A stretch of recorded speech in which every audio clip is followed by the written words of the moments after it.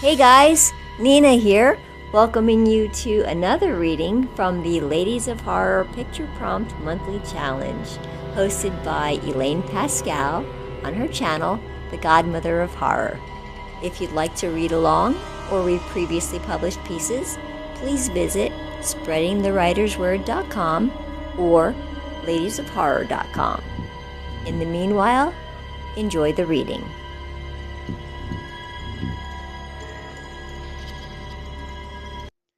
Still Warm in the Dirt by Kathleen McCluskey. They buried her when she stopped making noise. The men who had beaten her and gang raped her dragged her lifeless body into the clearing. They had not intended a ceremony or confirmation. They only needed concealment. When her body ceased its weak, reflective struggling, and her breath thinned to something they could not hear over their shovels, they decided she was finished. One of them checked her pulse out of habit rather than mercy, pressing his fingers into her neck until he felt nothing. Then he shrugged and callously wiped mud across her cheek with his boot and told the others to dig. The hole was shallow and poorly cut. Roots jutted through walls like splintered bones. They rolled her into it face down, arms bound behind her back, wrists swollen from the restraint. A ring remained trapped on her finger, a thick band that cut deep into her flesh that had begun to swell long before the first shovel of dirt fell. None of them noticed it. No one ever looked at her long enough to notice. They covered her quickly. Soil struck her back and shoulders in dull impacts, then cascaded around her body and head. Loose earth filled the space beneath her cheek, packed into her nostrils and mouth. Weight accumulated steadily, collapsing against her ribs until each shallow breath became a strangulated effort. Consciousness did not leave her immediately. It thinned, retreated, then returned in fragments. Pressure came first. Pressure and cold. The earth pressed into her spine and the back of her skull, cradling and crushing in the same relentless embrace. Her lungs fought for air that tasted of clay and rot, drawing in what filtered through the packed soil. Each attempt grew weaker than the last, her body trying to conserve oxygen that she did not have. Her right arm partially lay twisted beneath her chest. Blood pooled there, trapped by gravity and the restraints. Her fingers swelled until the flesh was fat and shiny. Her ring cut deeper as the tissue expanded, its metal edge carving a slow groove that filled with dark, sluggish blood. The trapped pressure had nowhere to go. Her slow pulse beat against a band, each beat forcing her flesh harder into unyielding gold. Movement eventually found her.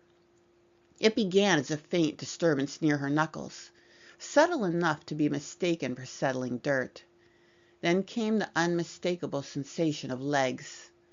Fine, numerous, and methodical, they crisscrossed the back of her hand. A millipede had surfaced from the loose soil near her wrist, drawn by the warmth that lingered stubbornly in buried flesh. It paused at the base of her finger, antennae working, tasting the salt and damp that seeped from her skin before continuing to the tight metal circle. It discovered the wound beneath almost immediately.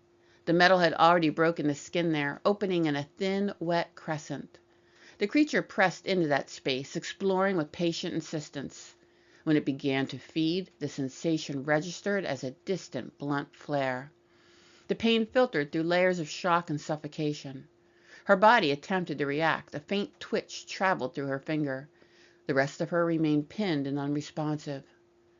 The disturbance attracted others. They emerged slowly from the surrounding earth. Not a swarm, but a great succession. Each one drawn by the same signals of heat and moisture.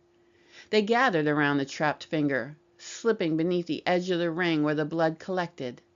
The confined space offered shelter and sustenance. Soil shifted as they worked, mandibles and bodies moving with instinctive purpose. Beneath the band, tissue gave way, and what had been trapped began to slowly loosen. Above her, the ground settled into a stretch of dark earth, undisturbed by wind or witness. The clearing returned to an eerie silence. Below it, long after breath had ceased and the last spark of awareness had dissolved into suffocating darkness, subtle movement continued beneath the soil. Fingers shifted slightly against the packed dirt. The ring, no longer anchored by living tension, slipped gradually along the damaged finger. And over time the earth pressed closer, claiming the space inch by inch as her form weakened beneath it.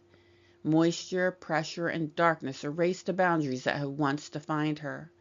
What remained settled into the soil that surrounded it, indistinguishable from the ground, leaving no division between body and grave.